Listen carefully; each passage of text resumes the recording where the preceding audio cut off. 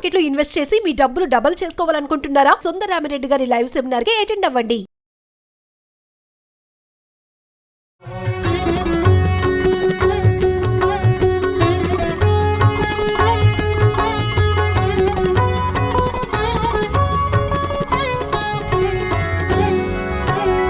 జయము నీవే జయ జయ దుర్గా జగములేని తల్లి కనక దుర్గా జయము నీవే జయ జయ దుర్గా అభయమీవే అమ్మ కనక దుర్గా జయము నీవే జయ జయ దుర్గా నీవే నీయవే దేవి కనక దుర్గా జనని నీవే జయ జయ దుర్గా సిరులనిచ్చే నమస్కారం గారు. నమస్తే జయ. శరన్నవరాత్రుల గురించి మాట్లాడుకుంటున్నాం. అందులో భాగంగా మనం 8వ రోజులో ఉన్నాం. ఈ రోజు అమ్మవారి అలంకరణ, అలానే పూజా విధానం, పెట్టవలసిన నైవేద్యాలన్నీ కూడా ఒకసారి. 8వ రోజు అంటే ఈ రోజు మూలా నక్షత్రం వచ్చింది కదా, విశేషమైన రోజు. అయితే ఈ రోజున నవదుర్గా స్వరూపాలలో శ్రీశైలం భ్రమరాంబిక అమ్మవారిని మహాగౌరి స్వరూపంలో వెలయిస్తారు. మహాగౌరి అంటే తెల్లటిదన్నమాట, తెల్లని వస్త్రం ధరిస్తుంది అమ్మవారు. ఆమెకి పేరుగన్నము అలాంటివి నివేదన చేస్తారు విశేషంగా. అయితే ఈ మహా గౌరీ స్వరూపం లాగానే ఇంచుమించుగా మనకి శరన్నవరాత్రుల్లో ఈ ఇంద్రకీలాద్రి మీద ఉన్నటువంటి కనకదుర్గ అమ్మవారి దేవస్థానంలో సరస్వతి స్వరూపంలో కనిపిస్తారు. మొత్తం దేశమంతా కూడా మూలా నక్షత్రం నాడు సరస్వతి ఆరాధన విశేషంగా కనపడుతుంది. ఈ రోజునే మనం కావాలంటే పిల్లలకు అక్షరాభ్యాసం చేసేస్తాము, అక్షరాభ్యాసం చేసుకోవచ్చు. లేదా ఇంతకుముందే మనం అందరూ చదువుకుంటున్న పిల్లలు ఉంటే వాళ్ళ పుస్తకాల మీద ఓంకారమో ఒక స్వస్తికవో ఏదో ఒకటి వేసుకుంటాం, అమ్మవారి దగ్గర పెడతాము. అసలు సరస్వతి ఆరాధన మనకి ప్రారంభం, అక్షరాలు వచ్చి నోట్లోంచి మాటలు రాగానే మొట్టమొదట మొదలు పెట్టిస్తాం. సరస్వతి నమస్తుభ్యం అని చెప్పేవాళ్ళు. ఇప్పుడు కూడా చెప్తున్నారు అజయ, నాకు అదొక అనుమానంగా ఉంటుంది. చిన్నప్పుడు శుక్లాంబరధన విష్ణు శశివర్ణం చతుర్భుజం ప్రసన్నవదనం ధ్యాయ సర్వజ్ఞోపశాంతే పాటు సరస్వతి నమస్తుభ్యం వరదే కామరూపిణి మొట్టమొదట పిల్లలకి చెప్పిన మొదటి శ్లోకాలలో అదే ఉండేది. అప్పుడు ఏం చెప్పాళ్ళ, విద్యారంభం కరిష్యామి సిద్ధిర్భవతు మే సదా. పిల్లలకి అక్షరాలు రాపోయినా తొక్కు పలుకులుగా ఉన్నా కూడా ఈ శ్లోకమే చెప్పేవాళ్ళం. అంటే చూడు, ప్రతి వాళ్ళు పరబ్రహ్మతత్వమైన విషయాన్ని మొట్టమొదట తెలుసుకోవాలి. అందుకే శుక్లాంబరధన అని చెప్తాం. దాన్ని మనం వినాయకుడికి చెప్తున్నా పరతత్వాన్ని గురించి చెప్పింది కదా. రెండోది, పరతత్వ జ్ఞానం వచ్చిన తర్వాత ఏం కావాలి, విద్యే కావాలి. మనిషి అన్నవాడికి చదువే కావాలి. విద్యాధిదేవత కదా, వాగ్బీజం, వాక్కుకి కూడా అధిదేవత సరస్వతీదేవి. తర్వాత ఫైన్ ఆర్ట్స్, రకరకాల లలిత కళలు, సంగీతం అని ఇంకోటని, వాటన్నిటికీ కవిత్వం అని, వాటన్నిటికీ కావాల్సింది సరస్వతి. సరస్వతి అనుగ్రహమే విశేషంగా కావాలి. మానవుడన్న ప్రతివాడికి పరమాత్మ అనుగ్రహంతో పాటు సరస్వతి అనుగ్రహం కూడా కావాలి.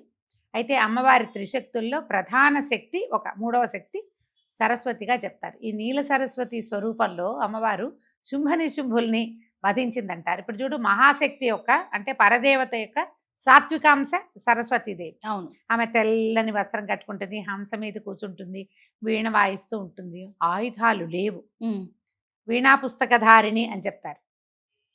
వీణా పుస్తకము పట్టుకుంటుంది. ఒక దాంట్లో అక్షమాలు ఉంటుంది ఒక చేతిలో, ఇంకొకటేమో వరదముద్ర, అభయముద్ర, వరదముద్ర ఇలా ఉంటుంది.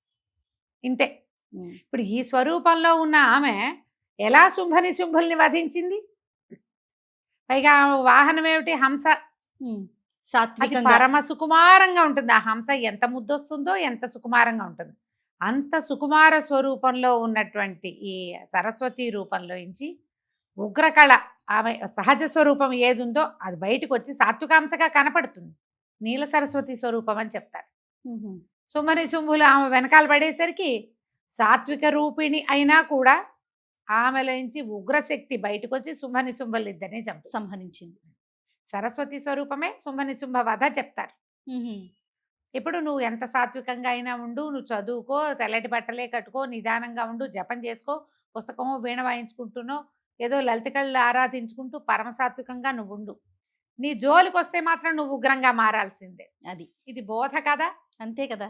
మిగిలినవన్నీ స్వరూపాలు అన్ని చోట్ల ఖడ్గాలు కేటకాలు ధరించి, త్రిశూలాలు అవి పట్టుకుని, ముద్గరాలు పట్టుకుని ఎన్ని రకాల స్వరూపాల్లో కనబడుతుందో. పరమసాత్విక స్వరూపం సరస్వతి రూపమే.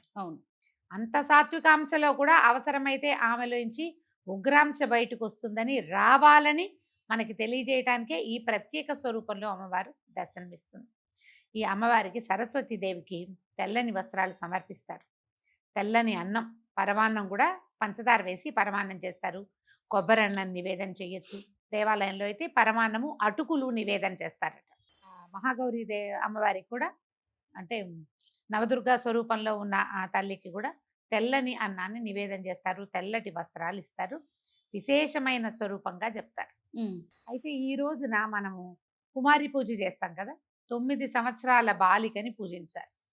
ఈ 8వ రోజు పూజింపబడే బాలిక పేరు దుర్గా. దుర్గా అని చెప్తారు. ఈమె ముక్తినిస్తుందట.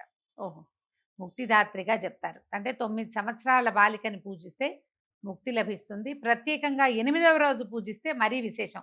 రోజుని బట్టి స్వరూపం కదా. అవునండి. ఈ రోజుని బట్టి దుర్గా స్వరూపంలో అమ్మాయిని చక్కగా పాదాలకు పసుపు రాసి పారాయణ పెట్టి చక్కటి వస్త్రాలంకరణలు అవి సమర్పించి ఆమెను పూజించి ఆమెకు కావాల్సిన ఆహారాన్ని ఇచ్చి గనక పూజిస్తే ముక్తి లభిస్తుంది. మనం ఏ సాధనలు ఉన్నాయో సాధనలు చివరికి వస్తాయన్నమాట. ముక్తిదాత్రిగా ఈ రోజున కొలిచే కుమారి పేరుగా చెప్పబడుతుంది. మనం ఏదైనా నివేదన చేసుకోవచ్చు. అయితే పుస్తకాలు, పిల్లల దగ్గర పుస్తకాలు అవి ఉంటాయి. స్కూల్ పుస్తకాలు కానీ, చదువుకునే పుస్తకాలు కానీ, ఏదైనా శాస్త్రం చదువుకునే వాళ్ళు, కొంతమంది భగవద్గీత చదువుకుందామని మొదలు పెట్టుకుంటారు. వాళ్ళందరూ కూడా ఈ రోజున అమ్మవారి దగ్గర ఈ పుస్తకం పెట్టి కొంచెం పసుపు బొట్టు లేదా గంధము బొట్టు అలంకరించి ఆ కోశానికి ఏ పుస్తకం అయితే మనం చదవదలుచుకున్నామో దానికి అమ్మతో పాటుగా పూజ చేసుకుని కనుక మొదలు పెడితే ఆ విద్య పూర్తిగా వస్తుంది. మనం భగవద్గీత మొదలు పెడతామా, చాలామంది ఓ 2 అధ్యాయాలు లేక మానేస్తారు. అవును. అన్ని అధ్యాయాలు చదవలేకపోతారు, ఆగిపోతూ ఉంటుంది. శాస్త్ర విద్య కూడా అంతే, మొదలు పెడతారు ఆగుతుంది. సంగీతం మొదలు పెడతారు అయిపోతుంది. డ్యాన్స్ మొదలు పెడతారు అయిపోతుంది.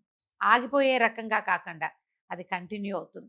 ఈ రోజున అమ్మవారికి చక్కగా మంచి గీతం శ్రావయామి అని మనం ఉపచారాలు చెప్తాం. షోడశోపచారాలు చేసుకున్నప్పుడు చివరికి చివరి పూజలో ఏం చేస్తాం, ఛత్రం విజయామి, ఛత్రం సమర్పయామి, చామరం విజయామి, దర్పణం దర్శయామి చూపిస్తాం. అంటే మొదట చామరం చేసి, ఛత్రం అంటే గొడుగు, అమ్మవారికి గొడుగు పెడతాం.